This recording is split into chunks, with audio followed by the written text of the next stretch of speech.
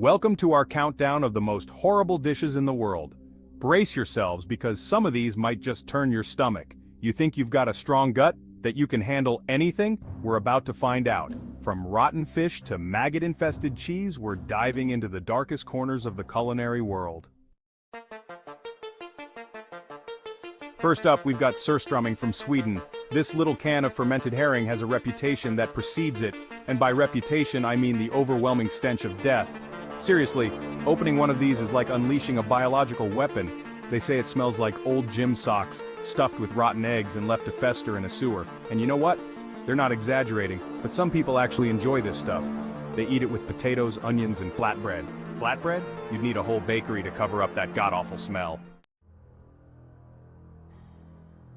Next up, we're heading to Sardinia, Italy for a taste of casu marzu. And when I say taste, I mean you might actually feel it crawling on your tongue. This cheese is literally infested with live maggots. Yes, you heard me right. Maggots. The locals say the little critters break down the cheese's fats, giving it a unique, soft texture. Unique? It's bloody disgusting is what it is. They say the maggots can jump up to 6 inches. So if you're brave enough to try this, be prepared to catch them in your mouth. Personally, I'd rather eat my own shoe. Now let's take a trip to the Philippines for a taste of balut. This delicacy is a fertilized duck egg. That's right, a duck embryo, beak, feathers and all, boiled alive and eaten straight from the shell. They say it's best to eat it with a pinch of salt and a shot of vinegar. A shot of something strong might be more appropriate. I've seen chefs try to make this palatable, but there's no hiding from the fact that you're eating a partially formed duckling. It's enough to make a grown man cry. Chapter 4. Hakarl, the shark that will clear a room from the Philippines. We're off to Iceland for a taste of hakarl. This fermented shark meat is not for the faint of heart. It's got a pungent ammonia smell that can knock you off your feet. Imagine the worst public toilet you've ever encountered, multiply that by 10, and you're still not even close. The traditional preparation involves burying the shark underground for weeks to ferment, then hanging it to dry for months. Basically, it's rotten shark. They say it's an acquired taste. I'd say it's an acquired taste for torture. Chapter 5. Century egg, the egg that time forgot. Next up, we're heading to China for a taste of century egg. This delicacy, also known as preserved egg, 100-year egg, or 1,000-year egg, is a traditional Chinese food with a history that dates back centuries. It's a staple in many Chinese households and is often served as a side dish or appetizer. Don't let the name fool you, these eggs haven't actually been preserved for a century. The name is more of a poetic exaggeration. In reality, these eggs are typically preserved for several weeks to a few months. The preservation process involves encasing the eggs in a mixture of clay, ash, salt, quicklime, and rice hulls. This unique method transforms the egg both inside and out, creating a culinary experience unlike any other.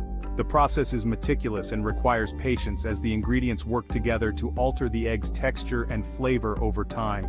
This gives them a unique, shall we say, earthy flavor. The taste is often described as pungent and strong with a hint of ammonia and sulfur. It's definitely an acquired taste and not everyone is a fan. And by earthy, I mean it tastes like something you dig up in your backyard. The strong aroma and unusual texture can be off-putting to those unfamiliar with it. However, for those who grew up eating century eggs, it's a beloved treat that brings back memories of home. The yolk turns a dark green color, which can be quite shocking if you're not expecting it. This transformation is due to the chemical reactions that occur during the preservation process, and the white becomes a translucent, jelly-like substance. This jelly-like consistency is a result of the proteins in the egg white breaking down and coagulating in a different way than they would in a fresh egg. It's a visual and olfactory assault on the senses. The strong smell can be overwhelming, and the unusual appearance can be off-putting. But for those who appreciate it, the century egg is a delicacy that offers a unique and unforgettable culinary experience. Whether you love it or hate it, there's no denying that the century egg is a fascinating part of Chinese cuisine. Chapter 6. Shiokara, the seafood smoothie from hell. Hold your noses, because we're about to dive into the world of shiokara, a Japanese delicacy that will make you rethink your love of seafood. This isn't your typical sushi or sashimi. Shiokara is in a league of its own. This fermented concoction is made from various marine animals like squid, fish guts, and shellfish, all mashed together and left to ferment in their own juices. The process of fermentation can take several days to weeks, allowing the flavors to intensify and the texture to become even more, well, unique. The result? A slimy, pungent paste that smells like the bottom of a fisherman's boat. Imagine the ocean's most intense aromas concentrated into one dish. They say it's an acquired taste. Some people swear by its complex flavors and unique texture, claiming it's a delicacy that truly represents the essence of the sea. I say it's an acquired taste for suffering. The strong, salty, and fishy flavors can be overwhelming for the uninitiated. If you're feeling adventurous, you can try it with a side of white rice and a strong sake. The rice helps to balance out the intense flavors, while the sake can cleanse your palate between bites. But don't say I didn't warn you. Many first-timers find the experience to be quite challenging, often questioning their life choices after the first bite. However, for those who persevere, shiokara offers a culinary adventure unlike any other. The preparation of shiokara is an art form in itself. Skilled chefs take great care in selecting the freshest ingredients and ensuring the perfect fermentation process. It's a dish that requires patience and expertise. In Japan, shiokara is often enjoyed in small, intimate settings, where friends and family gather to share this unique dish. It's a testament to the rich culinary traditions of the country and the willingness of its people to embrace bold flavors. So, if you ever find yourself in Japan and are feeling particularly brave, give shiokara a try. It might just be the most unforgettable seafood experience you'll ever have. Just remember, it's not for the faint of heart. Cheers to culinary adventures and the brave souls who dare to try the seafood smoothie from hell.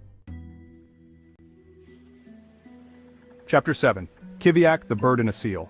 Welcome to the fascinating world of Greenlandic cuisine, where tradition meets the extreme. Get ready for kiviak, a Greenlandic delicacy that's not for the faint of heart or stomach. This dish is a true test of culinary bravery and cultural appreciation, or, well, anyone with a sense of smell. The aroma alone can be a challenge, but for those who dare, it's an unforgettable experience. This dish involves stuffing hundreds of little birds called auks into a seal skin. These auks are small seabirds, and the process of preparing them is meticulous and steeped in tradition. And not just any seal skin, mind you. The seal skin used is carefully selected and prepared, ensuring it can withstand the fermentation process. It's a seal skin that's been buried underground for months. This ancient method of preservation is key to developing the unique flavors of kiviak. The birds ferment inside the seal, creating a pungent, gamey flavor. This fermentation process is what gives kiviak its distinctive taste and strong smell.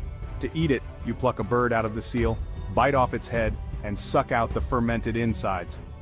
This might sound shocking, but it's a practice that has been passed down through generations. It's basically a bird-flavored version of Russian roulette. Each bite is a surprise, and the experience is as much about the tradition as it is about the taste. You never know what you're going to get. Some find it delicious, while others are overwhelmed by the intense flavors. But for the people of Greenland, kiviak is more than just food. It's a celebration of their heritage and resilience. Sharing kiviak is a communal experience, bringing families and communities together. It's a testament to the resourcefulness and ingenuity of the Greenlandic people, who have thrived in one of the harshest environments on Earth. So the next time you think about trying something new, remember kiviak. It's a reminder that food is not just about sustenance, but also about culture, history, and the stories we share. And who knows, you might just find yourself appreciating the bird and a seal, and the rich traditions it represents. Chapter 8, Tuna Eyeballs Staring Death in the Face. Next on our culinary adventure, we're heading to Japan for a taste of tuna eyeballs. Yes, you heard me right, eyeballs. These gelatinous orbs are considered a delicacy in Japan, often served grilled or stewed. They say the best way to eat them is in one bite, so you don't have to look at what you're swallowing. The texture is supposedly quite strange, like a cross between a grape and a hard-boiled egg, but it's the thought of biting into an eyeball that's enough to make me lose my lunch. Chapter 9, Sanakji, the octopus that fights back. Hold on to your hats, folks, because we're about to dive into the world of Sanakji, a Korean delicacy that's not for the faint of heart. This dish consists of live octopus, chopped up and served immediately, often while the tentacles are still wriggling on the plate. The danger? The suction cups on the tentacles can stick to your throat, posing a choking hazard. They say you need to chew it thoroughly before swallowing. But with something that's still moving, I'm not sure I'd be able to chew at all. Chapter 10, Eskimoles, the Insect Invasion. Last but not least, we're heading to Mexico for a taste of escamoles. These little critters are ant larvae, often harvested from the roots of agave plants. They're considered a delicacy in Mexico, often pan-fried with butter and spices. They say they have a nutty, buttery flavor. I say they taste like something you'd find crawling around in your pantry.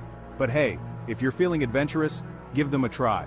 Just don't blame me if you start seeing 6 legs. Outro bon appetit or not? So there you have it, 10 of the most horrible dishes in the world. We've traveled the globe from Sweden to Mexico and explored the darkest corners of the culinary world. We've seen rotten fish, maggot-infested cheese, and live octopus. We've smelled things that would make a skunk faint. And we've learned that some people will eat absolutely anything. Thanks for watching. Let us know in the comments if you've ever tried any of these dishes, or if there are any other horrible foods we missed. Don't forget to like and subscribe for more.